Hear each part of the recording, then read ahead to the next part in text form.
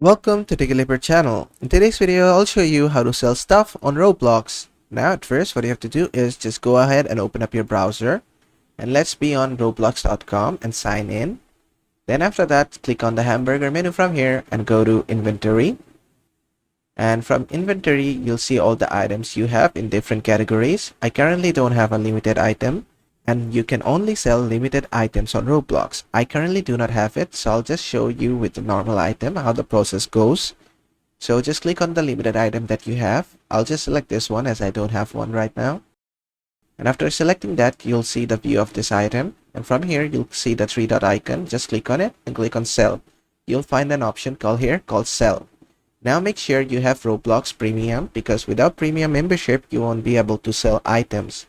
And after you click on sell, you'll be introduced to a dialog box. It will ask you to enter the amount you want to sell your item for. And be aware of one thing, whatever you select or whatever you type, whatever amount, Roblox is gonna take a cut from that. So make sure to select it properly and then just click on sell. And that is it. And that is how to sell an item on Roblox. I hope this video was helpful. If it was, please give it a thumbs up and don't forget to subscribe.